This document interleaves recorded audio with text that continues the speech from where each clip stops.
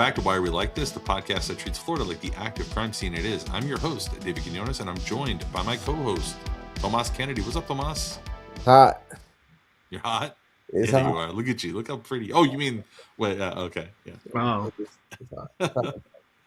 And if Tomas is here, that can only mean that we are also joined by our other co-host. He famously employs the classic socialist tactic of using URLs to track activity and gather data. It's Gerald Doherty. Hey, Gerald. Yes, yeah, I did. I finally did, and I'm cold because of my most recent household appliance purchase. That's right. It's getting colder in the Doherty household with about damn time. What brand did you go? Frigidaire? I don't want to. Gerald got a new fridge. Everyone, he got a new. I had to take into account class dynamics and realize I had to replace my refrigerator myself, and I did it as best I could, hopefully for the next 20 years. And I don't want to say the brand because I don't want to be a stereotype. So, and also, you know what? They can advertise. They can pay to advertise if they want. That's right. If they want to be mentioned. I want to be a appliance influencer. Anyway. I will say that is a shifting thing, and I haven't rented for a long time. When I was a renter, the appliances were not your domain as the renter. That was up to the landlord. Fix that shit. Bring me a new one. Yeah, and that was part of the deal. I've done this twice, and it was my decision. Like, I could have just repeated the cycle again, and I just decided to, as we say, break the cycle and heal generational harm. And hopefully for the next 20 years have very fresh produce, and that'll be there. But anyway. So Gerald's doing his own housekeeping over there. I got some housekeeping here. Hey. A little bit of promotion up top. I'm not sure how you're listening to this podcast right now, or if you're seeing it, or how you know about us, or how long you've been a Walt fan, whatever. Walt Nation. Walt Nation, baby. But like the failing lamestream media of 2013, we are pivoting to video. So please follow us on YouTube, where I'm really doing a lot of extra work, guys, to post our podcasts in video format. It's over on youtube.com/Why Are We Like This FL? Why Are We Like This FL? One day in the future, hopefully soon, when we sell out to Peter Thiel or President Xi or whoever in between, all like anybody in between those two, we get our $1 million oversized novelty checks. We're going to be doing it because we have a strong YouTube audience, because that's what everybody cares about now is YouTube audience. YouTube. That's all that matters. So right now we don't have that audience. We need more audience over on YouTube. Our presence is dog shit there. If you have, 10 subscribers or something, it's pathetic. So please come help us. YouTube.com/Why Are We Like This FL. You can just play it like you would a podcast. You don't have to watch it. You can just play it like you would on your podcast player. But also keep us subscribed on your podcast player. You can double dip. That's fine. It makes us look good. And tell your friends about us. So, okay, promotional housekeeping is over. Let's get to the show, where today we're going to be talking about some shifting winds in Florida, or whether or not they're shifting actually, and the whole storm that we've endured here of blaming immigrants, and how that fever may be close to breaking, from the closing of Alligator Alcatraz to the pressure that cities like Miami are facing to opt out of a long-term bugaboo that we've talked about in this state, the 287G programs. But first, we got to hustle through a few news and notes. And I want to start off really quickly with a check-in on the famously stable Florida housing market and see how things are going there. This is something that you shared with us, Jared, earlier. It was from a guy named Jason Louris from Parcel Labs, who is reporting that as of this morning, 12% of Florida's for sale homes are in active fire sale territory. This means that they have been sitting on the market. The seller is actively cutting prices and increasing the frequency of those price cuts. The pressure is mainly concentrated in Tampa and Fort Myers, where fire sales now top 30. I don't have the 30% of the listings there. I don't have parcel data from Jason Louris in front of me, but I do have neighborhood data anecdotally around my neighborhood. And this is happening here too, like in my Coconut Grove, Coral Gables, like Pinecrest, South Miami area where I live. Like a lot of houses are going up. The signs go down after a couple of months, then they go back up with like $100,000 knocked off the price. This is happening. I don't know if it's really going to be the silver bullet to really help that crop of people who are priced out of home ownership. I don't know. What do you think, Charles? From what I saw, a lot of the people who are locked into their mortgages and are having to reduce the sale of their homes are on like a 2% mortgage rate. Same. So they can afford to wait it out, and hopefully, this process will rebound. But I will just say that 12% buyer sale figure is third worst in the nation. So it's not like oh, that's not so bad. This is an indicative that people are trying to get out, or at least try, if not the state, at least out of their own housing, and can't. So whatever boomlet the state benefited from, and I say benefit in quotation marks, in the earlier part of the decade, that has come crashing down. And people are trying to get out before the dust gets into their own bones on this. Yeah, I mean, it won't be the first or the last time on this show that I've used the metaphor of like what happens after the party's over, after you like a heavy cocaine party. But that's kind of like what it feels like, right? A little everybody's bit. waking up, everybody's dopamine is depleted, everybody just wants to go home and hide under the covers and forget about life for a couple of days and let the swelling in their nose go down. And that's kind of what our market is right now. Yeah. So That's the hangover state. The hangover state. So yeah, you gotta come down and be an investor soon, Jer. Come buy some properties and you know what? When them up at a deal. I regret that I did not take the opportunity when the NFT apparently the time to buy. That was the time to do it. A house and an NFT. Sorry? You got a house and an NFT paper. Yes. Guys, yeah. I don't know if you ever get tired of us being right on this podcast. No, but I don't. No, I need these. I need these wins. I need these wins. So rewind a few. I don't remember. We're usually right about terrible things, but yeah, So I am kind of tired of being right. If I'm kind of tired of being right. Honestly, I want to be wrong. A few months ago, you heard all three of us, sing in unison that our governor Ron DeSantis, who had become anti-AI, who had expressed an anti-AI, Silicon Valley position on the issue. Just give him a little bit of time for the right person to come calling, to come knocking. So this was, if you follow Tomas on Twitter or X.com, the Everything app, then you'll know he reposted this Tampa Bay Times article. Florida gives millions in tax breaks to data centers under DeSantis-backed law. Despite the governor's anti-data center rhetoric, his office pushed for the tax break, a leading lawmaker said. And the article goes on to say that while the governor has branded himself as one of the country's leading skeptics of data centers, Florida has granted and renewed a sales tax break to data centers, saving them millions of dollars that would have otherwise gone into state coffers. The exemption lifts taxes on the data centers, construction materials, technology, even their electric bills. Shocking. I can't believe it's not. I say that sarcastically. Like, this is such a political loser, and I guess that DeSantis being a loser kind of coincides with that, because I don't know what he's going to run for. I'm sure he'll probably get appointed some lifetime position on the fucking Supreme Court or something soon, but he doesn't need to run for anything. This data center shit is, even amongst politically ignorant, not paying attention to anything, haven't read a news article in 20 years constituency. It is just it's tarred with negativity.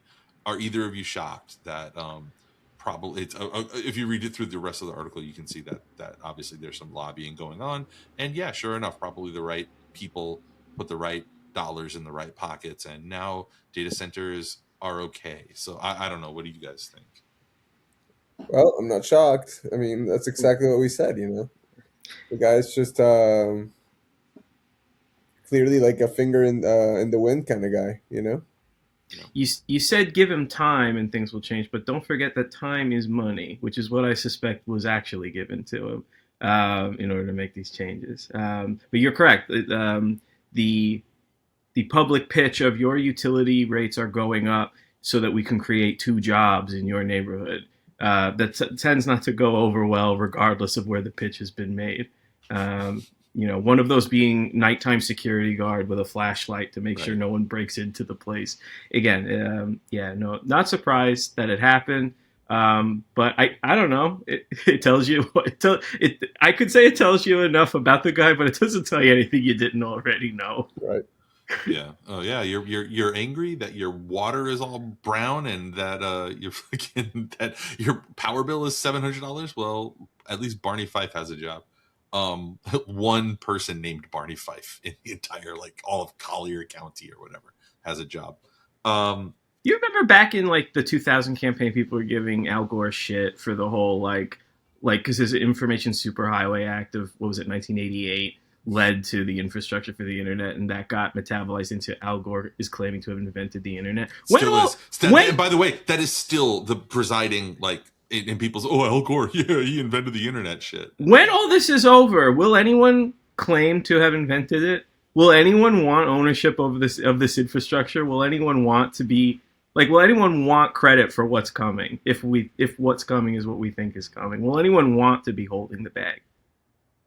I mean, if you're Sam Altman and you have enough and you accrue enough money to just put yourself behind like I don't know, like a gilded steel door in a compound in Wyoming, fuck it, whatever. Put whatever you want in history books. There ain't gonna be history books, bitch. Who cares?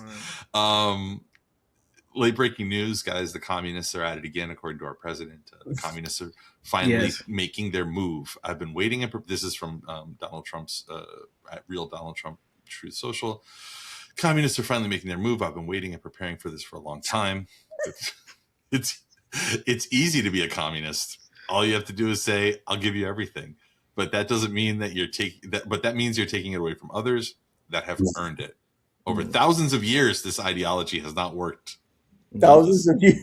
Thousands of years. We've been battling the communists for thousands of years. It does feel like that sometimes.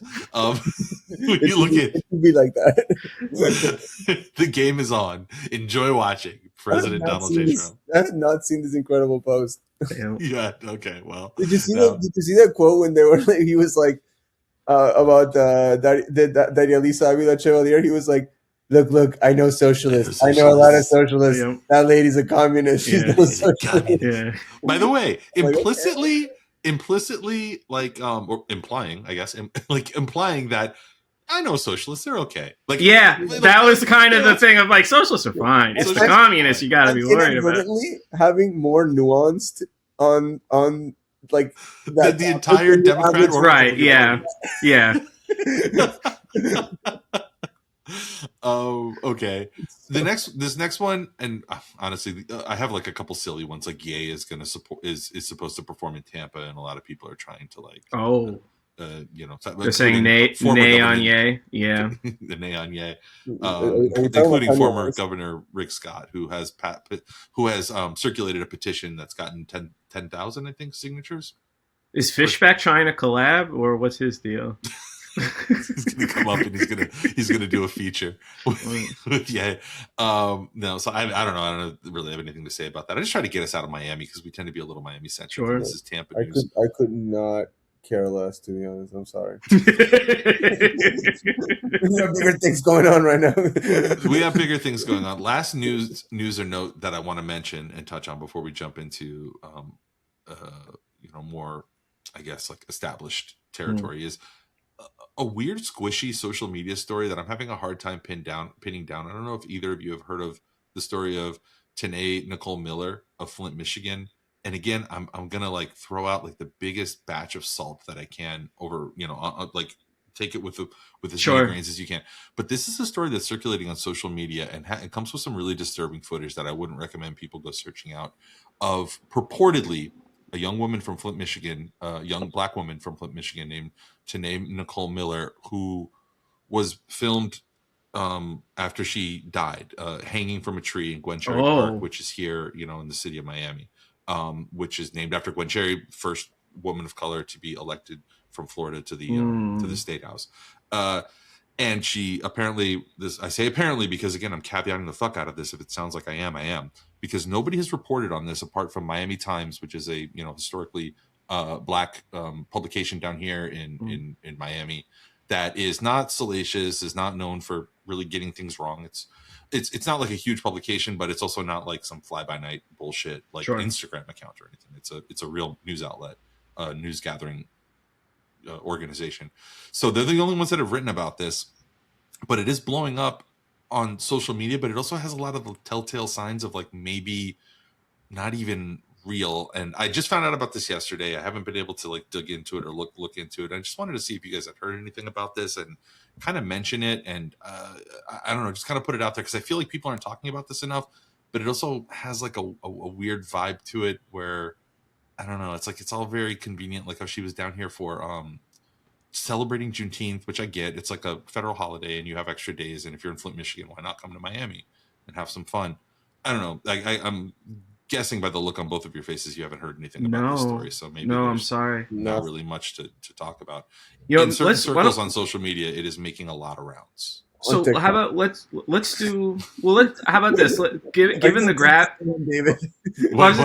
Are you on TikTok again, David? No, that's one of the circles. Yeah, that's one of the circles where it's going around. Black Twitter and Black TikTok. Given the gravity of what you just described, let's do a little digging and then let's see if we can find anything for next episode. Yeah. Mm-hmm. So yeah, moving on. Gerald, any thoughts on the Heat getting Giannis? No.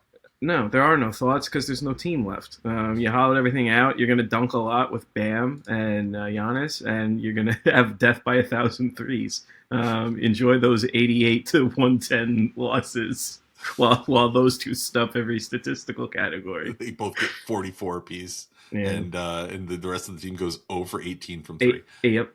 Okay. Sorry. On to our main topic. Recently, Miami City Hall became the latest venue for citizen pushback against the 287G agreements that we've been talking about a lot on this show for the last year plus. These are, if you have somehow avoided learning about what a 287G agreement is, it is a partnership that basically deputizes local cops to act as ICE agents or any law enforcement, really.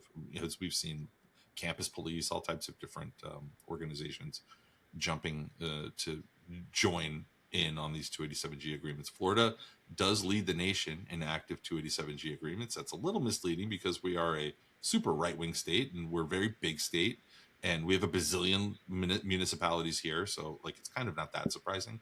But along with our own Thomas Kennedy, dozens showed up on Thursday in Miami City Hall. This from the Miami Herald. Miami's elected officials heard a tsunami of opposition to the city's partnership with Immigration and Customs with ICE during an emotionally charged meeting Thursday that left one commissioner who fled political persecution in Cuba with tears in his eyes. The tense commission meeting comes as Florida continues its push to be a top collaborator in the Trump administration's mass deportation agenda. The state leads with 287G agreements in the nation, as I mentioned, with 375 of them. The commission meeting came on the same day that the Supreme Court paved the way for the Trump administration to end deportation protections under the TPS program for over 350,000 Haitians and 6,000 Syrians. Of course, that's a big deal down here where the majority of those Haitians live in Miami-Dade County.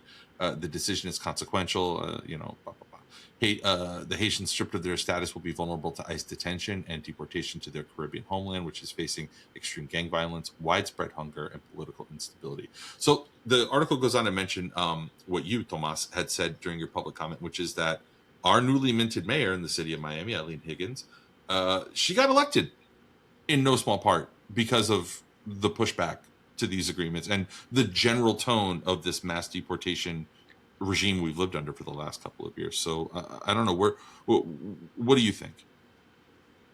I mean, I think it's just so typical, right? That you elect somebody at City of Miami and they prove to be profoundly disappointing. And yeah, I mean, Eileen Higgins, when the 287G agreement was up, an addendum to it, a transportation addendum, was up last year in the county commission, when she was still a county commissioner, was also abroad, I think in Paris at that time, conveniently there, as hundreds of people flooded, the county commission chambers to speak out against it. And now that she's in London for the London Climate Action Week. Yeah, Miami, she's at some greenwashing climate conference abroad. And, there's only 2 commission meetings a month. 2 days that she really needs to do her job, and she's not there. And this is an important issue. This is an issue that's really affecting our community, and an issue that she ran on. And clearly, there's appetite. The county commission was packed yesterday. There was an outflow of people for hours. People just waiting outside to speak. And 3 other commissioners say they're willing to. 3 out of 5 say they're willing to exit the agreement. At least that's what they said yesterday. So yeah, like I think Higgins just needs to get her Show butt. up, literally. Yeah, literally show up and get your priorities straight. Oh, dude, quite frank. What else? What else is there to say? Yeah, the commissioner that they alluded to, who we had been talking a little bit about prior to recording, was Rolando Escalona, who is a former. I did not know this until I read the article. He is the former GM at Sexy Fish. I think in Brickell, right? Isn't that in Brickell? Very, very trendy restaurant. Have either of you been there? Cheryl's laughing his ass off. There's a giant Daniel Craig statue in the bathroom. Apparently, that's what people. What? Now I'm going. I'm sorry. Now I'm definitely going. I think it's like a James Bond thing. I don't know. I don't go there because I don't really like sushi, to be honest. I'm a vegetarian, and it's very expensive. And like I think drinks there, it's like one of those places that drinks are like $25. You know, and it's a Brickell place. Yeah. Is it like a theme? You know, like not a Sexy Fish. Is it like a theme park restaurant minus the theme park? Because that's how it sounds. No, it's closer to what in Miami is called a clubstaurant. Okay, got you. You know, it's okay. Not quite a clubstaurant, but it's kind of like that vibe of like Understood. Thing. Understood. I mean, I've never been there. I'm not going, but it is a very sort of like expensive, sort of fancy place where tourists and locals with no taste go. To be honest, you'll find me there in a few days. I'll probably recent transplants. I don't go to Brickell anymore. I don't know how we got off on this subject. I was going to mention that Escalona works at Escalona. Does he still work there? No, I don't think so. So anyway, we had mentioned prior to this that the Herald identifies Escalona, who is joined by, as Tomas alluded to, 3 of the counties, 3 of the city's 5 commissioners, him, Christine King, and Damian Pardo, who stated on the record that they would be willing to exit the agreement so long as that can be done legally. Escalona is the individual who I guess had tears in his eyes and was recounting his own travails. The Herald identifies him as a Republican, so that's why I'm saying this. He's recalling his own travails of like his kids being born here and getting doing the sort of virtue signaling lib move of like getting them their passport documentation immediately because things could just go so bad. It's like, you're a Republican, man. I don't know what to tell you. You and Tomas, who is much more tuned into this, made the point of like, well, I haven't really heard him, you know, echoing the MAGA agenda during his, you know, his time in the public eye. So I guess like, you know, I'll withhold my judgment, but like, again, the Herald identifies him as a Republican, and maybe I'm being obtuse by thinking that people that are willingly part of that political project are like, I don't know.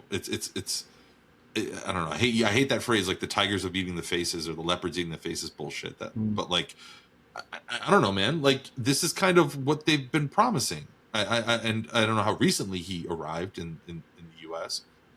Based on the article, I don't think it was that long ago.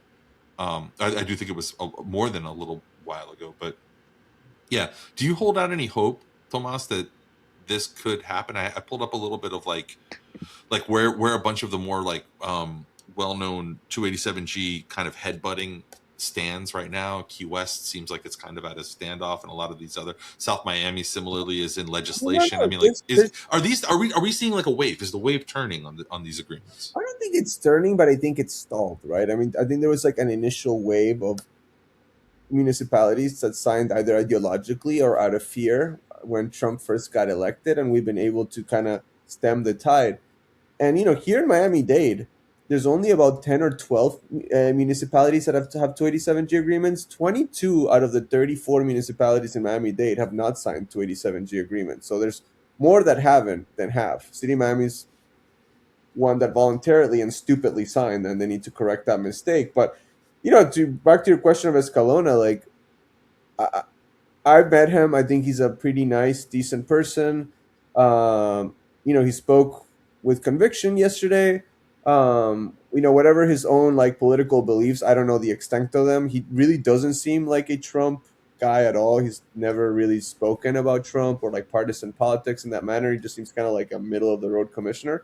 But I will tell you, I think like what he needs to do is vote to rescind the agreement.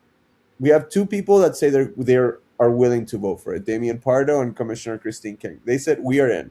This guy says, I'm in. If we, legally we can do this, which they said he can. I understand that he probably needs more information, but we can give it to him. He didn't vote to enter it in the first place. Remember, he replaced Commissioner Carollo, who did vote for it. But now he has a chance to make it well, and that's at the end that's what matters. Whether his past or whatever, it's like, dude, like you got to do the right thing now.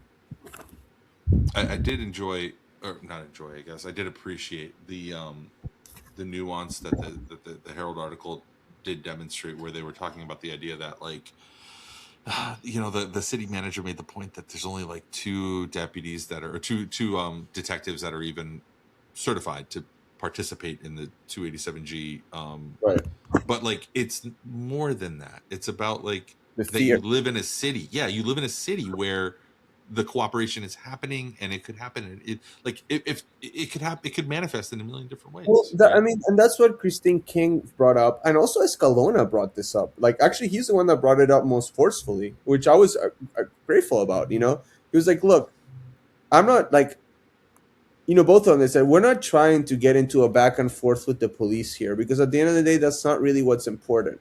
These immigration stops are happening, but at the end of the day, it's about fear. It's about the fact that people in our community are scared. The fact that I, as City of Miami Commissioner, are scared because my wife has an immigration appointment.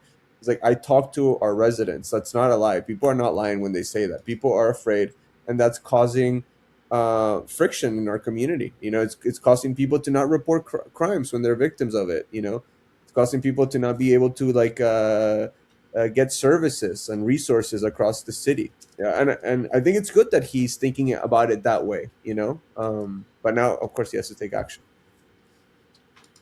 So I think part and parcel with this news and that pushback, obviously, I want to do like a really quick.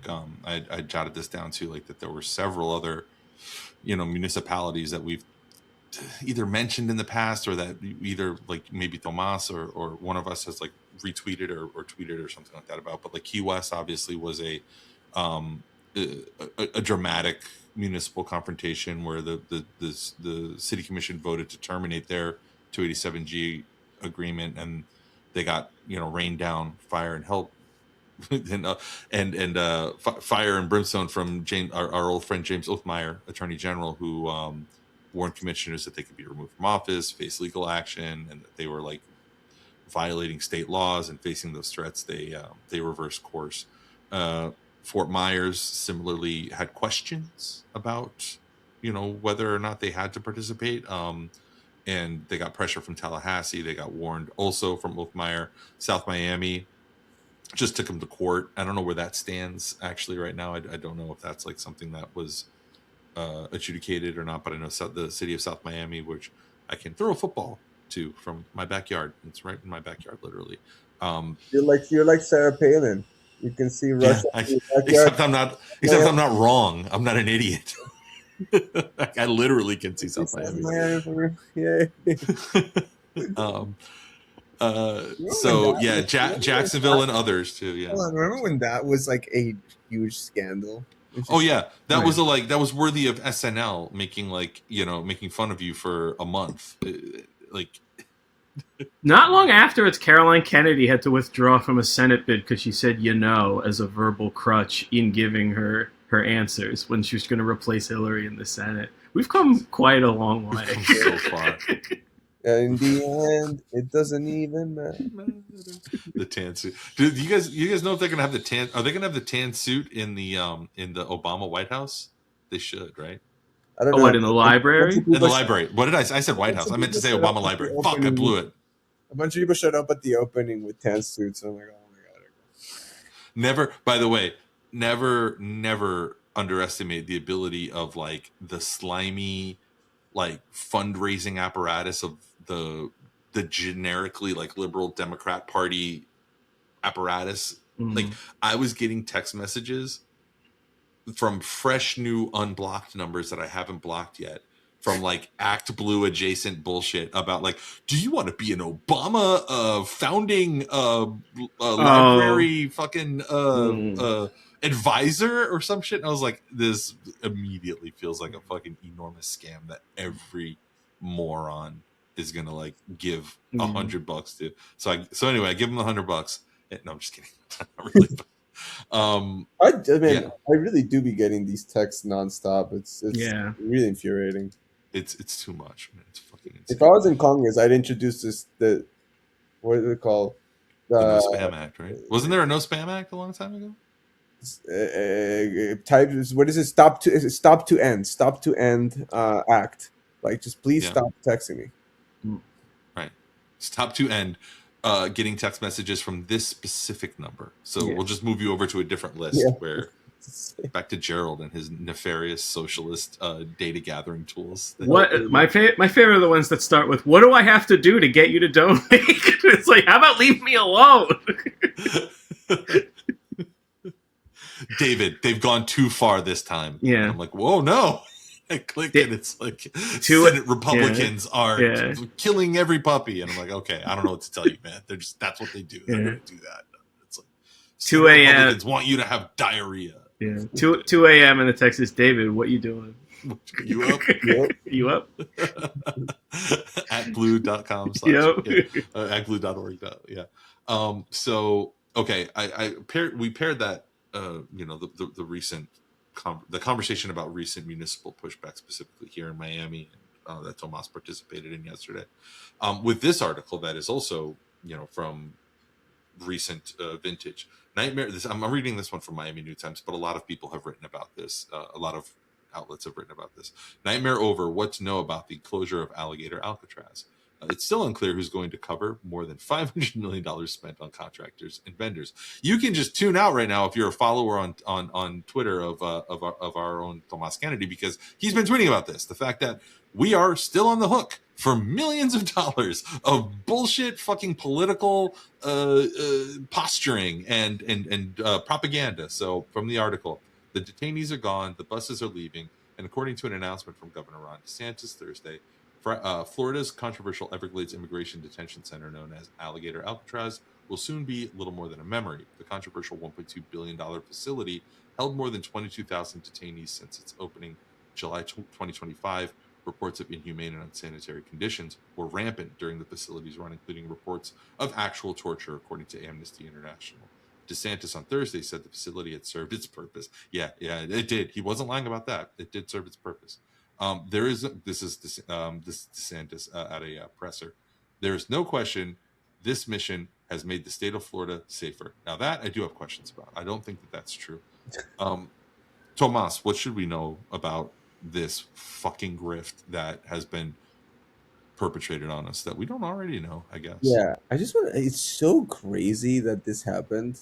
Like, I don't want to sound, I don't know, corny, but isn't it like insane that they opened that thing, called it Alligator Alcatraz, like, and did that? And that there was so much that it still boggles my mind that like people.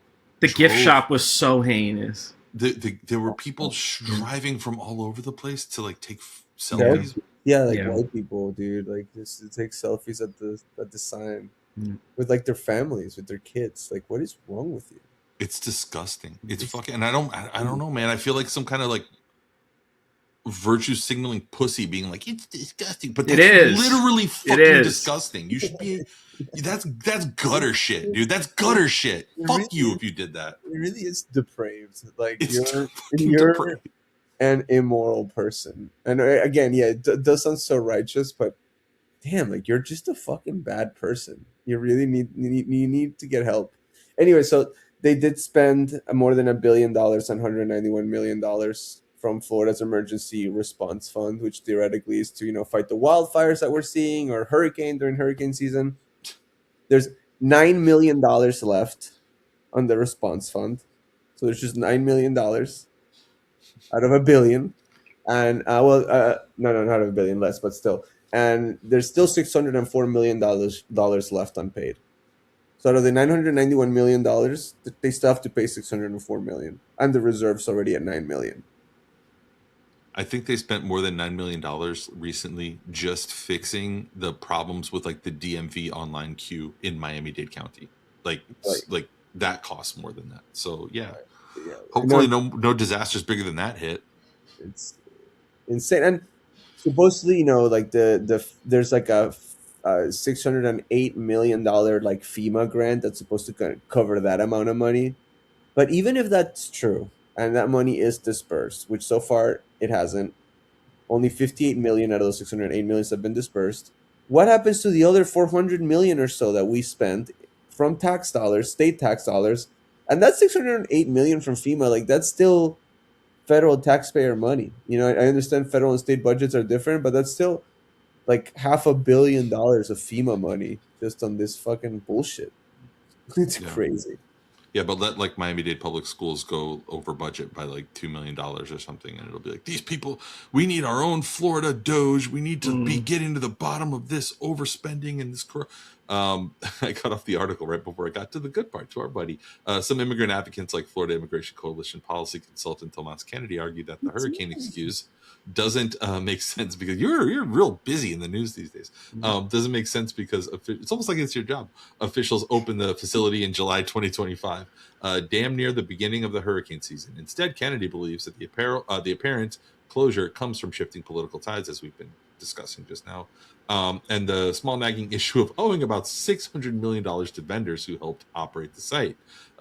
This is Tomas. I'm putting words in his mouth that he has said. Last year, they didn't seem to give a shit about hurricane season at all, according to Kennedy, who recalled that officials at the time of the opening telling detractors that they had nothing to worry about when it comes to hurricane preparedness, saying, you guys don't have to worry because these tents can withstand a category two hurricane. So these tents can absorb a category 2 hurricane. Brilliant. So we don't even have to evacuate until we get to category 3, 4, or 5. So yeah, I mean, it's just like when you tell enough lies and you just put them all on top of each other, and it's just bullshit to move past literally that moment of a conversation. Like, it doesn't matter. They could have done a $10 billion fucking facility. It wouldn't have mattered. Like, nobody would have stopped them. Well, I think financial reality stopped them. So, yeah. So I think that these things together, Gerald, you touched on something about like close to like legacy or like conversations about like how you're remembered or whatever earlier, and I don't know why something got served up to me on my favorite social media platform, TikTok, that you guys also love and are both super active on. I like that you get enjoyment out of it, if that makes any sense. It makes me happy to see you happy, even if the thing that makes you happy is weird to me. So I saw a thing that reminded me about how it was like a little clip that was revisiting the fucking you guys know this because Billy made a movie about one of like a short doc about this that was part of his Square Grouper thing, where it was like I forget their names, but the fucking the crazy cult that was like honored by Xavier Suarez, the mayor, and they like named a day after them. But in the background, that cult that had like a mansion on Star Island, they were like doing hits and getting sent out to kill people and shit like that. And I was like, that's crazy that like Xavier Suarez, you didn't have to wear that at all. Like he ran a bunch more times after that. Was in like 1993. He ran a bunch more times for a bunch more offices. Nobody ever sweated him about naming a day after the cult killers or anything like that.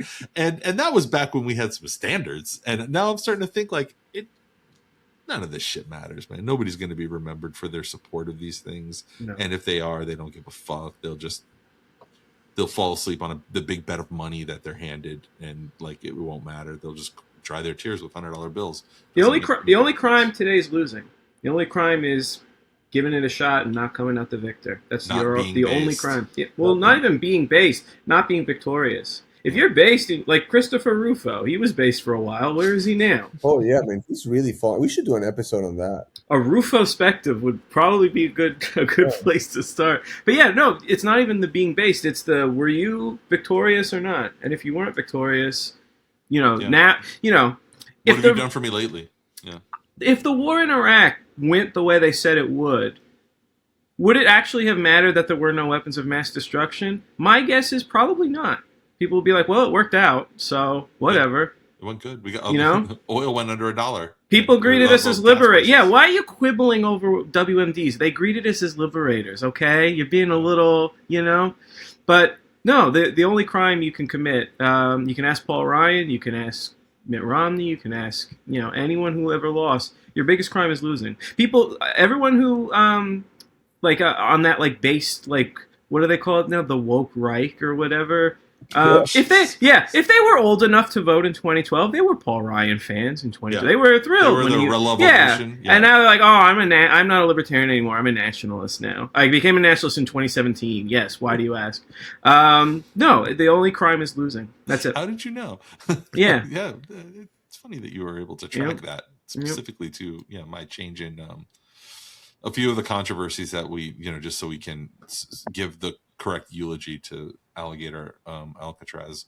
Obviously, the speed of the construction and the procurement, it was built in 1 week under emergency powers, if you remember. Can we step category 2 hurricanes? Yeah.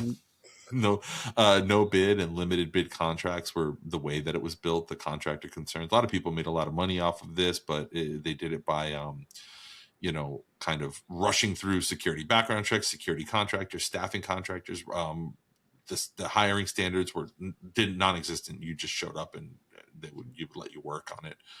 Emergency procurement procedures that were like skirting all types of regulations, and the DeSantis obviously using his own emergency ability to like declare fucking anything an emergency or continue any kind of emergency that he had already declared. The cost controversies. This reminds me of I wrote an article in 2009 for 2010 for the Miami Herald talking about. I quoted an economist that said that the Miami Marlins deal that was like in its infancy in the crib at that point would end up costing the Miami taxpayers over $1 billion, and it was roundly laughed at. Like it was ridiculed and made fun of. And just the other day, somebody went and checked on those bonds, and there was an article about that, the Miami Marlins Stadium bonds. Yeah, we're on track to spend about $1.3 billion on that $300 million stadium. So fucking awesome. Very cool. I'm really enjoying all those baseball games that we're attending there. In the cavernous, empty fucking place that was literally just as cavernous and empty as it was when it was in Dolphin Stadium. Environmental controversies. Some people remember this. Remember how we used to give a fuck like slightly about the environmental shit, like fucking up the wetlands, and that was better times. Humanitarian and detention conditions, like we talked about. The fact that like overflowing toilets, like food poisoning. This is such a fucking nightmare when you revisit all this stuff. Tomas, I know you were way closer to it. So for me, it's like I'm just scratching off an old wound remembering this, but you were much more intimately aware of all this. The worms and maggots in the meals, inadequate. My food has worms and maggots in it, and the portions are too small. I mean, it's really disgusting. These people, state officials were torturing like innocent people. I mean, you shouldn't torture anyone, but they were torturing innocent people while using this facility, this torture site, as a $1 billion slush fund for their like contractor friends. Like that's the bottom line. And honestly, like, people should be jailed over it. In a normal country and state, people would go to prison over it. It's endless. I'm looking at all the fucking shit that I jotted down here, on the money alone, people should go. The procurement and the contracting. Yeah, not even touching like the human rights stuff. Like just on the money, like somebody should several people should probably like face criminal charges and do some time. That's a lot of money, man.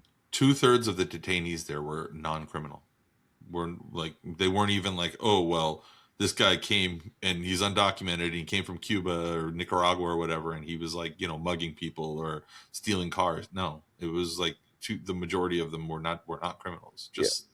And then all the other stuff that plagues all ICE detention centers, which is like stuff like just the mundane stuff that we don't even like fucking care about anymore. Like the fact that they can't readily access legal counsel, or they can't like get in touch with their families. They can't make their fucking phone call. Like they can't do any of that stuff. So like, again, these are all things that over time, I feel like people maybe forgot, or they just kind of like, like, oh, that sucks. And then like, you read the article or you read the social media post and you're like, that's horrible. And you kind of just move on. But like, it's crazy. You know what, Tomas? The more I think about it, it's crazy. Like I agree with you. Like that just there was a year that we had a gulag in fucking 10 minutes out of town, 20 minutes out of town. Not just a gulag, like a slush fund gulag. A slush fund corruption grift gulag. Yeah, like, somebody should make a write up. Maybe I will. A book about Alligator Alcatraz and just call it slush fund gulag. Yeah. Damn, I kind of wish I would have came up with that during the campaign. Look, it's a good name. That would have been good to call it. The dick sucking factory was real after all these years. So yeah, that's all I got for today, guys. But and anything burning up your wires? No, I think we can call it early. But yeah. Wait, what was it that I said earlier that we should do an episode on? Rufo. What's Rufo? Yeah, on Rufo. Yeah. Like we really, because it's also touching on the University of Florida presidential appointment, and like there's a lot to touch on there. Oh, have we even talked about who is it that just came out and said that they need the $100,000 stipend because like they had a growing family or whatever? Was it that they got out of was it University of Florida or was it New College? That was Uthmeyer. Yeah, was that Uthmeyer? Fucking hey, man, these guys can't they like just like it's the same 8 guys? Like fuck, dude. It's because he has like a job like doing law lecturing at UF, and he works like 4 hours a month for like a 6-figure salary. And he was like, well, I have a growing family and it's expensive out there. Like, motherfucker, you were DeSantis' chief of staff under the state attorney general. And like, you got your friends to give you a no-show job at University of Florida, getting paid by taxpayers. Fuck you. Disgusting. There's so much little shit that like I'm like looking through like some little notes that I'd had where it was like we should I don't want to make everybody be like privy to our production meeting or something, but like we missed the thing where a bunch of like commencement speakers were getting up and telling everybody like that happened a lot in Florida. There was like 4 different cases where a commencement speaker got up and was like, you're all going to be killed by AI. And it's great. Get ready, you pieces of shit. And everybody like booed them. There was one at UCF that was really bad. It's ridiculous. It's crazy. HCA, like that's been a whole fucking thing. The healthcare associates, the hospitals, I think most of them are down here in South Florida, like in Broward area, that they're just straight up killing people. There's so much shit happening. Like we can't even talk about all of it in an hour, man. We'll do our best. Try our best, folks. Follow us on YouTube.